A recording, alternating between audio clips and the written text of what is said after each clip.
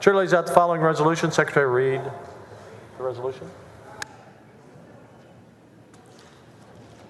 Senate Resolution 294 by Johnson et al., commending the Texas Women's Foundation. Senator Johnson. Thank you, Mr. President. Members, it is fitting that on today, International Women's Day, we have the honor of welcoming here the Texas Women's Foundation. International Women's Day dates back to the year 1911, and for over a century has drawn our attention to the plight and struggle, and encouragingly to the achievements of more than a century of continuous progress for women and their plight in social, economic, cultural, and political advancement. That advancement and that progress, however, does not come by accident. It comes through patient, determined, persistent, and inspired effort from organizations like the Texas Women's Foundation. Texas Women's Foundation is, in fact, one of the largest women's foundations in the country, and proudly it is headquartered right in my home district of Senate District 16. For over half of a century, the foundation has been effectuating meaningful social and economic change for the lives of women, girls, and their families in Texas through their research, their advocacy, through grants and innovative programs to foster economic security and leadership for young and other women. Special guests joining us today from the Texas Women's Foundation are Michael Lynn Woodard, the President and CEO, Dr. Dina Jackson, Holly Reed, Laura Atlas Kravitz, and Elizabeth Phillips. Members, our thanks go to each and every one of the women at the Texas Women's Foundation for all the work they do, for joining us here at the Texas Capitol, and we celebrate today your invaluable contributions to the continuous advancement of women in Texas.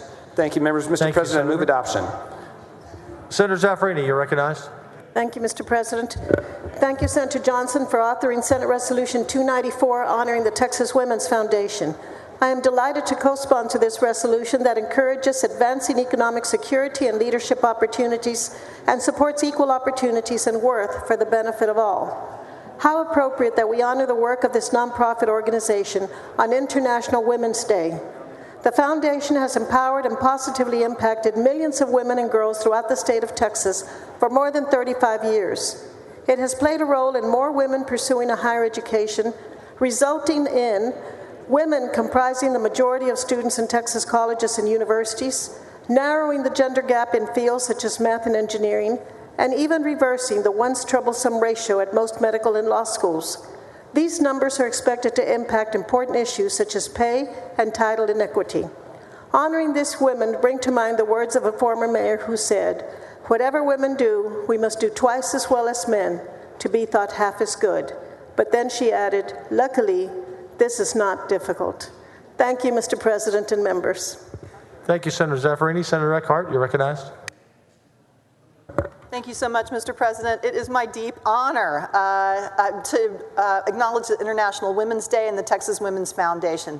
For over 100 years, International Women's Day has been celebrated, and in that time, we've seen great strides in achieving gender equity in our world.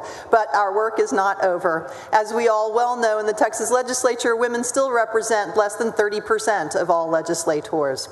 Texas Women's Foundation is one of the largest women's funds in the world and is a prime example of organizations working toward a vision of an equitable society where, as a necessary half of the population, women and girls are full participants. Since 2013, the Texas Women's Foundation has impacted 90,000 women and families with their leadership and economic security initiatives, and have awarded $46.6 million in grants over 34 years. Thank you for all that you are doing in our community.